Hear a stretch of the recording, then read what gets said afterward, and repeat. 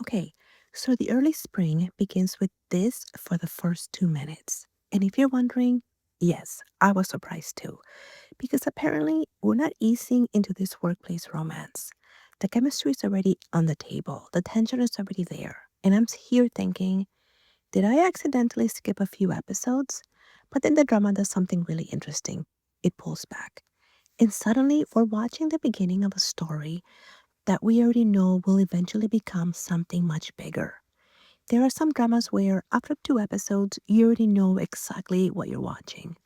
And then there are dramas that make you stop and think, wait, what is this really about? That was the early spring for me. Because on the surface, it looks like another workplace romance. A young woman enters an elite company. She has an intimidating boss. He tells her she isn't good enough. She refuses to quit. And eventually, feelings start getting involved. But I don't think that's the most interesting thing happening here because underneath the romance, we are already seeing a story about ambition, workplace politics, identity, communication, and two very different people who may have a lot to learn from each other. So today, we're going to have our first pour of the early spring. And more importantly, is this drama for you? Let's pour the tea.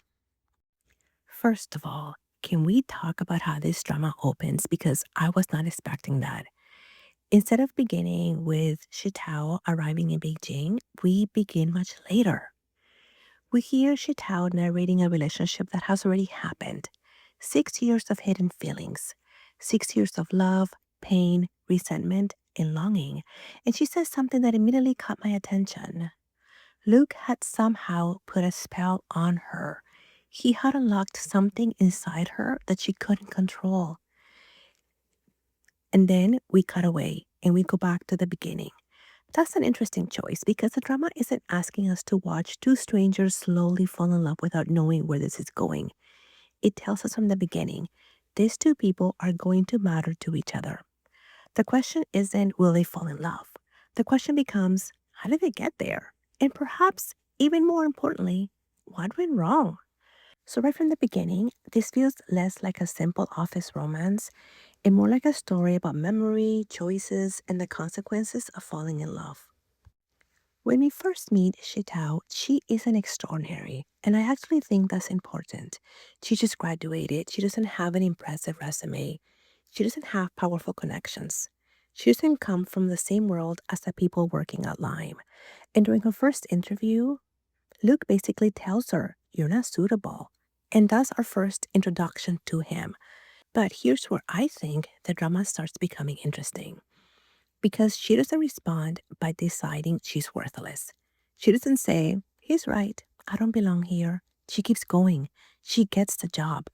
She arrives with her little lucky charm wrapped around her wrist. She's excited, she's nervous, she's inexperienced, and she's incredibly honest, almost painfully honest. And that honesty becomes both her greatest strength and her greatest weakness.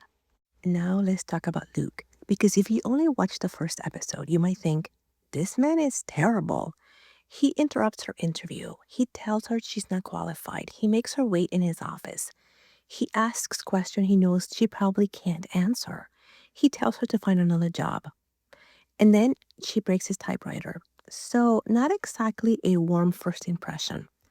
But here's where I think we need to look underneath the surface because he isn't simply telling her you're not good enough. He's telling her you don't understand this world yet. And those are two very different things. He tells her that being truthful won't necessarily protect her in this industry.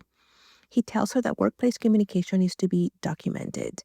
He tells her that whoever makes a proposal needs to take responsibility for it. He tells her that an opinion isn't enough. You need a solution. That's actually pretty good workplace advice. The problem? He delivers it like a punch. And she doesn't know how to translate his language yet. To her, criticism sounds like rejection. To him, criticism seems to be a form of preparation. And I think the difference is going to become very important. And then there's a typewriter. This might be one of my favorite details from these 2 episodes because why does this man care so much about an old typewriter? We see him carefully cleaning it. He keeps working on it. And after she accidentally breaks it, we see him putting it back together. but something is missing, the letter L. And then at the end of the episode, she finds that missing letter. She takes it. And I don't think that's accidental. Now, I could be completely wrong here. This is an early interpretation, but I think the typewriter may represent Luke himself. It's old, it's complicated, it's precise. It doesn't really adapt, and it has a missing piece, L. L for Luke, and perhaps L for love, because this is a man who seems extremely competent in his professional life. But emotionally, something is missing. He knows how to communicate with people professionally, but he doesn't seem to know how to communicate emotionally. He knows how to protect himself. He knows how to control situations. But when it comes to relationships, things get messy. And then she accidentally becomes the person who keeps interacting with the broken pieces. So when she picks up that missing L at the end of episode 2, I'm very curious whether that little piece will become symbolic later. Then we get the business trip. And this is where Shitao starts showing us that maybe she really does belong here. She doesn't have experience, but she's observant. She notices things. She takes initiative. She goes to the filming set herself. She studies what is happening. She finds a way to get information. And suddenly, the person who was told she wasn't suitable is helping save the project. And Luke notices this. And that's very important because he doesn't suddenly become nice to her. Instead, he gives her another lesson. Don't drink simply because someone offers you a toast. Not everyone deserves one. And I think that line applies to more than alcohol. It applies to trust, to respect, to relationships, and to the workplace. Shitao is still learning that being kind doesn't mean saying yes to everyone. Being honest doesn't mean revealing everything about yourself. And being polite doesn't mean allowing people to take advantage of you. There's another little detail that I don't want to overlook.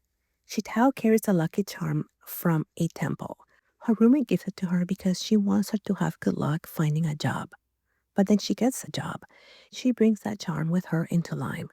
I love this because the charm represents the world Shitao comes from, her family, her roommate, her beliefs, her innocence. The part of that believes that if you work hard and remain sincere, things will eventually work out. But Lime is going to challenge that belief because the workplace doesn't always reward the nicest person. Sometimes it rewards the person who knows how to protect themselves.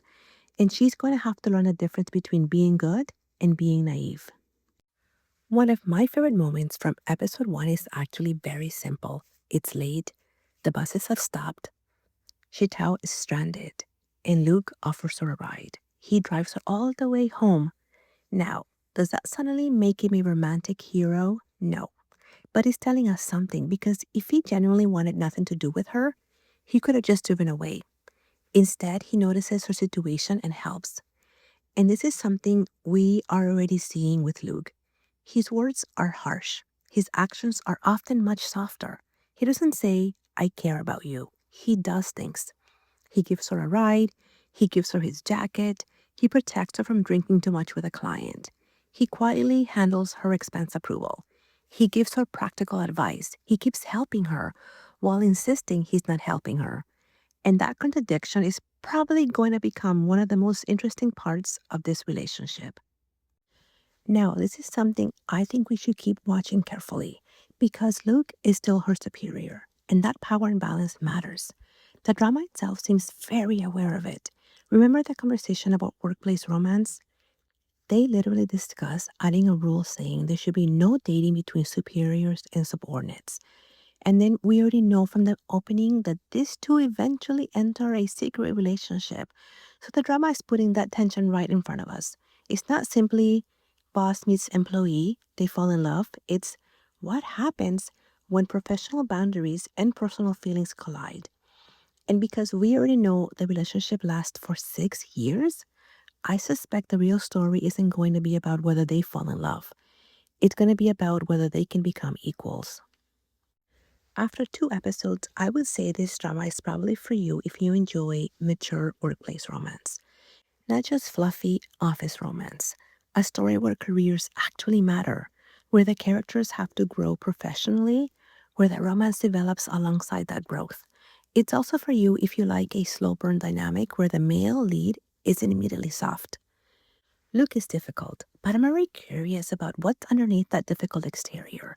And if you enjoy female characters who start inexperienced but gradually learn how to stand on their own, Shitao might be someone you'll enjoy following because I don't think her journey is going to be, how do I become good enough for Luke? I think it's going to become, how do I become good enough for myself? That is much more interesting. So now I want to know from you, have you started the early spring yet? And after the first two episodes, are you staying on the watch list or are you already dropping it? And here's the question I'm most curious about. Do you think Luke genuinely believes Shitao isn't good enough? Or is he trying to prepare her for a workplace that he knows can be ruthless? Because right now, I'm leaning toward the second one. But it's only my first pour, and I'm very curious to see where this tea takes us. On to the next cup, keep watching closely because sometimes the smallest details tell you where the story is really going.